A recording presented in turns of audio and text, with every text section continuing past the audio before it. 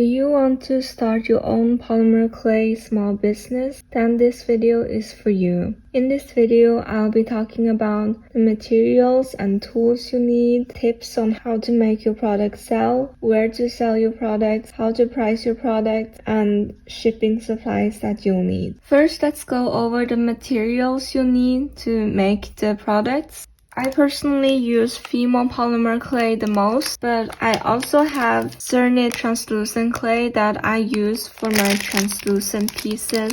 Like this one is used with Cernit translucent clay. There are other options of clay like cold porcelain clay. I personally never tried it myself, heard that it's really good and it's also quite popular. You can buy cold porcelain clay or you can learn to make it yourself. Another option is air dry clay. I personally like using polymer clay more because it's a lot easier. Polymer clay doesn't dry out like air dry clay does. But the downside of polymer clay is that it's quite costly and it's a pain to remove dust from it.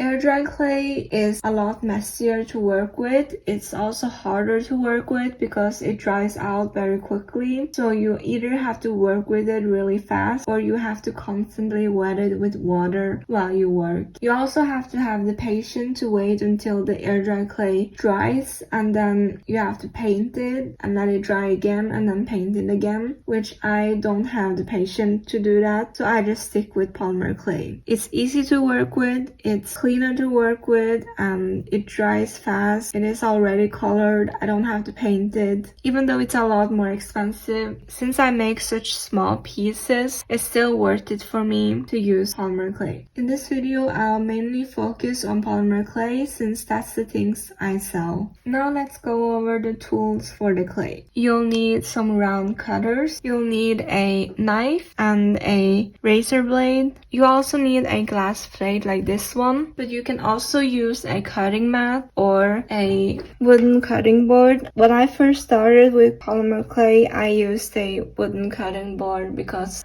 that's what I had at home. The main thing is that you just need a surface that you can cut on. The glass plate is the best one since it's easy to clean and it's easier to work with. The clay doesn't stick to it as much. It's very easy to get the clay off if it sticks to the surface. You can just use a knife and scrape it off. While with the wooden cutting board and the cutting mat, it's a lot more difficult, but you can always start with the things that you have at home. Other things that you need is Q-tips and rubbing alcohol. You need these to use to clean off dust of the polymer clay. I have a few different sizes, but the normal ones work just fine. The other ones are just optional. You'll need some acrylic blocks, some toothpicks, an empty medicine container so that you can put your charms on top when you work with it. It makes it easier to hold. You also need dry pastels to color, and you'll need a few brushes that you can use to apply the dry pastel or to use to get rid of dust. You also need these round tools for the clay. You'll also need some eye pins. I recommend getting the one with a screw that you can screw in as they are more secure and last much longer. These ones tend to fall off pretty easily and break very easily. You also need some keychains. You can get these smaller ones or the bigger one. Other optional things are this pasta maker. It's really handy to have, but it's not absolutely essential. You can also start just rolling the clay by hand because I know pasta makers can be quite costly if you're just starting out. Another optional one is a mini weight. It's good if you want to make things consistently, but again, not essential. I know that these can be quite expensive too. Some more optional tools are this needle tool. This one can be easily replaced by one of these things that you hang pictures with or just a toothpick. So this one is not essential and you can easily replace it. But if you have the money for it, you can definitely buy one. Another optional tools are these silicone tools. They're again not super essential. I rarely use these, but it might be nice to have. Also this liquid Fimo clay, I very rarely use this. Another optional tool is tweezers. I don't use these a lot either, but it's just nice to have. You can use it to get off bigger dust particles. Another thing that you'll need is a good light for when you're working, but I know it can be quite expensive to buy a good lighting, so if you don't have that, then you don't need it. When I first started working, I didn't have the best lighting, so it's mostly optional, like you don't have to, but if you have the money for it, I would highly recommend investing in a good light. Another optional thing is you can make your own handmade hangers. That's at least what I do. I think it adds a nice handmade touch to everything, and I think these look a lot nicer than the ones that you buy. You can also have a mix of gold or silver in your shop, as I know some people prefer gold over silver. Another optional thing is these metal lids. I normally use this metal lid to bake the charms on. I normally sculpt these charms on the lids and then I just bake it right on here. That way I don't have to take off the charm when I bake it, and it's also easier to remove dust. If you're new to polymer clay, I recommend learning by watching YouTube tutorials or just practice a lot by yourself. That's at least what I did in the beginning. I watched a lot of YouTube tutorials and then I made a lot of things just because it was fun for me. The most important is just have fun, because then you'll improve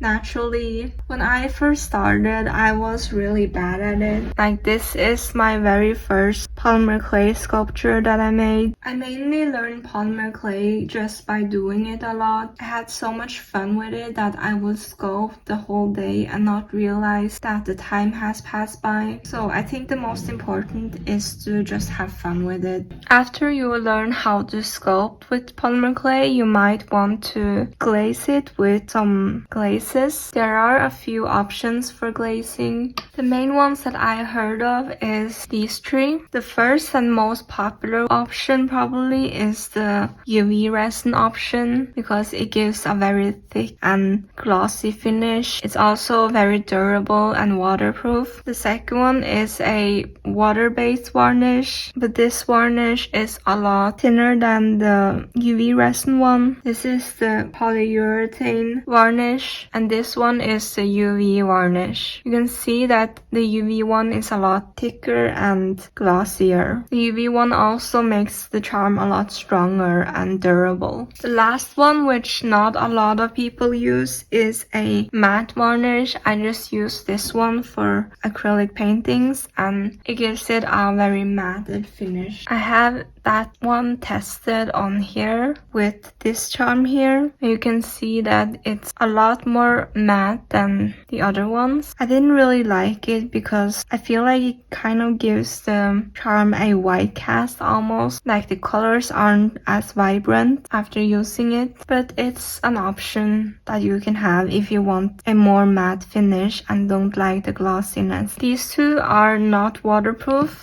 The UV one is waterproof.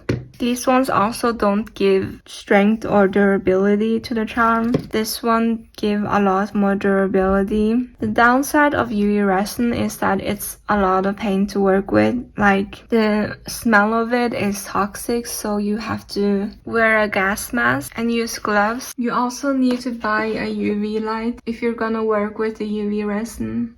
And it's also very messy to work with. Well, this one is just very easy. You just dip it in, use a brush to brush off the excess, and then let it dry for 2 hours. It's not as messy and it's not toxic. This one, the same thing. You just need to dip it and let it dry. It's not toxic and it's not messy to work with either.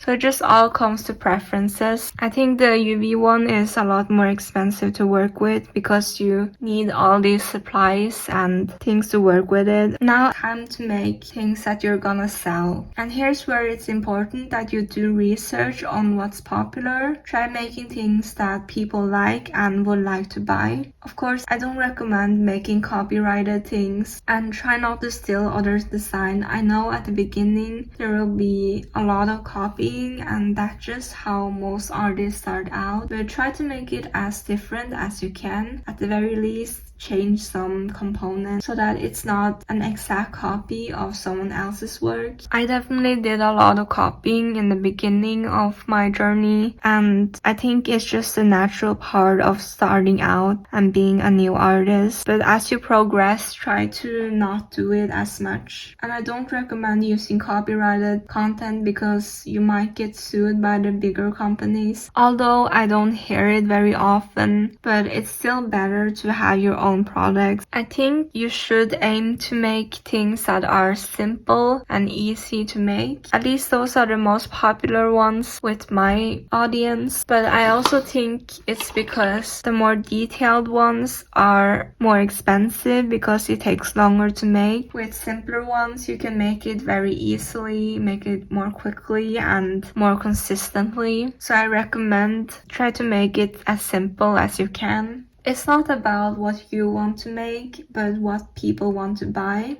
If you want to sell a product, then you have to make things that people actually are interested, and things that are popular are a good example of knowing what people like and what people want to buy. You should, however, still have a few risk products in your shop. There are a few products that I know would sell, so that's why I made them. For example, these frogs, because I know frogs are popular. I made capybara because capybaras are very popular. And I also made bunnies because that's popular. And I added a lot of pink bows because that's also very popular. I find that pink products are very popular with my audience, probably because most of my audience are girls in their mid-20s or early 20s. Ducks are also very popular, and I knew that they would sell well. And of course, cats too. You also should have a few risk products. Like this blue tiger is my bestseller by far. And it's definitely not something that's super popular out there, even though it does look like a cat. So that's probably why they're kind of popular. But I don't see a lot of products that are popular that are blue and tigers. So this one was purely out of luck. Like, you should have a few outliers because those are the ones that sell the most if it actually sells. If you just copy popular things, then everyone else will be making the same things. And what's stopping people from buying from other people if the products are almost the same? If you have a product that sells well and is very unique, it's going to be unique to your brand and the things that you make. And there's not going to be as much competition, and you get to be the trendsetter instead of someone who just follows trends, and that's always more valuable. Starting out, it's going to take a really long time before your product sells, and that's very normal. Like, my product didn't sell for 4 months. So don't be discouraged if it doesn't sell in the beginning. And just keep making products until something hits. I made so many products. My goal was to reach 100 products because I knew that I would be able to sell at least some things. I just kept making them. At least one of them would be selling. I think only 50% of the things that I make actually get posted. A lot of those products that I don't upload are things that I think are too similar to other people's design, or I just don't think are good enough. There's also another 25% that doesn't sell, which I have to disregard and delete. Once a product starts selling and selling really well, you just keep making things that are similar to that product. Like this one I made, the only difference is just that this one is a glow-in-the-dark one. I also made a pink version and a normal tiger. You don't copy everyone else's work, although you make similar things that are popular, but you should try to stand out as much as you can and try to find your own unique style for your clay. The most important is to take care of the quality So now I'm gonna go over where to sell your products. I'm going to go over 2 choices because that's what I'm familiar with. First choice is Etsy and the second choice is Shopify. I started out with Etsy because that was the easiest and cheapest to do at the beginning. And you also don't have to do your own marketing when it comes to Etsy because Etsy already have a inbuilt audience. I never used Etsy ads when I started in Etsy. I just posted new products consistently, and that's what got me a lot of views. Of course, Etsy is harder and harder to grow on as the years pass by. There's definitely a lot of competition on there, but I think as long as you have products that are good, that stands out, that no one else's has, you will be able to succeed. And don't have just 1 or 2 or 10 listings. You have to get to a pretty high number of listings to have a successful Etsy shop. Unless you have a huge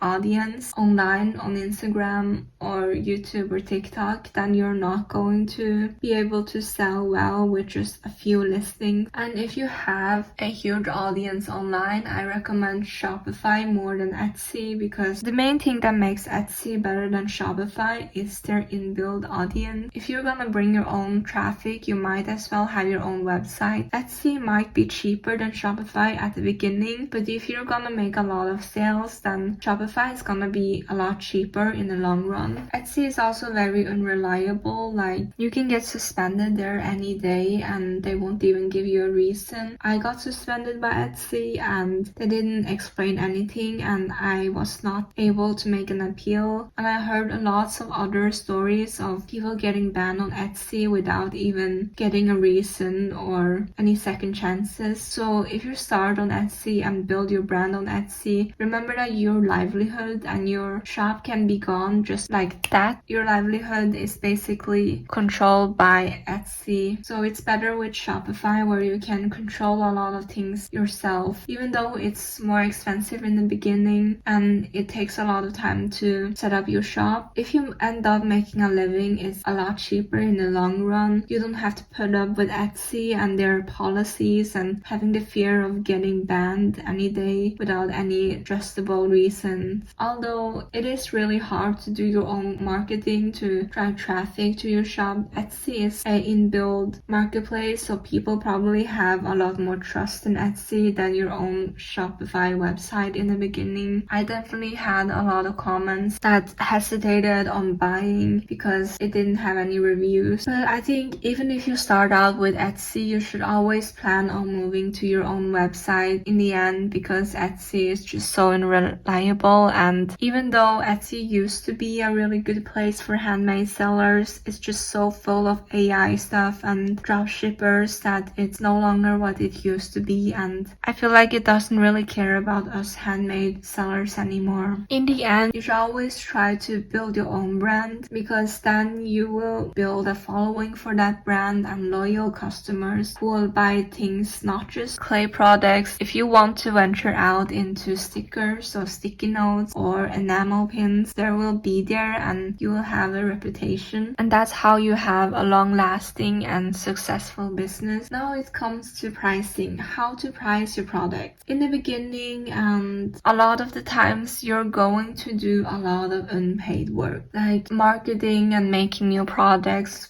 research, market research. You're not going to be paid of them, especially in the marketing aspect. The way I price my product is the time I spent making the product multiplied with the minimum wage in my country plus the material cost plus the fees like transaction fees and such. And even with all this, there's still a lot of unpaid things that I don't add to the cost because just with these things alone, the product is already pretty pricey, and I get a lot of comments about how expensive they are, and I try my best to not add to the cost. If you want a more fair pricing, I probably add the time you spend on packaging the things that you make and the cost of the website monthly too. Also remember to include the price of the shipping materials in the shipping price.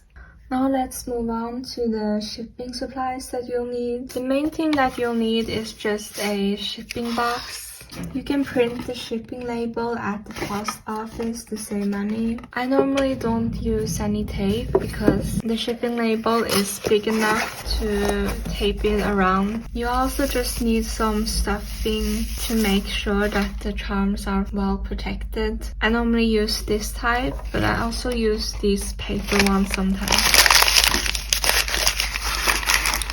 One thing that is optional is you can have these small boxes where you put the charms inside so it's well protected. It also looks a lot better with these boxes. You can either use this stuffing to put the charms inside and close it, or what I like to use is this silk paper where I just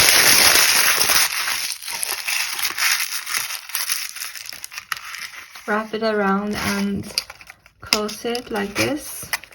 I also make handmade stickers for the charms that I have, where I just put it on the box here for an extra touch. It also adds to the experience of opening the package. I normally use a piece of double-sided tape to tape the stickers on there. I used to just stick it on, but a lot of people like to keep the stickers and use it for other things, or like to use the box to store other things inside. So now I just use a piece of double-sided tape to tape it on the box instead of just sticking it on. I make the stickers myself with just a printer and some sticker paper, and I just cut it out with scissors because that's the easiest for me. I do have a silhouette cutter here, but I never use it since it's just a pain to set up and I don't need that many stickers. If I were to mainly sell stickers, I probably would use this, but I need such little stickers that it's just easier to cut it out by hand. I also have this honeycomb paper that I have here that I use to wrap around the box, or you can use to wrap around the charm for extra protection when you ship it. I personally try to keep my shipping supplies as eco-friendly as possible. Another optional thing that is nice to have is a thank you note. I normally just print it out myself. I see a lot of people buying them in bulk as well. I thought that printing out myself would save a bit more money because people are probably gonna throw this away anyways. I just have this for my social media handles where people can find me. In the beginning, I used to just write handwritten notes instead of this. It's not absolutely essential, it's just a nice to have. I also bought these post-it notes that I write my thank you messages on and I stick it to the box. This is just a personal preference. You can also get those customized stamps that has your logos on it. I have been thinking about getting one of those, but I didn't really feel much need for it at the same time, so I have been putting it off. It's just a nice look to make it more professional, but it's probably something that you want to get into more in the later stages of your business instead of the beginning. I also have this cotton bag that I put my keychains and such, or little extra stickers that I put in the orders or candies. It's reusable and I think it's a lot better than plastic bags. I also have a few different candies that I add to orders, just a thank you gift for the customers who are willing to support my business and buy from me. So yes, this is all the things I can think of to talk about for the video. I hope that it was helpful to you. If you have any questions, please leave it in the comments below and I'll see you guys in the next video.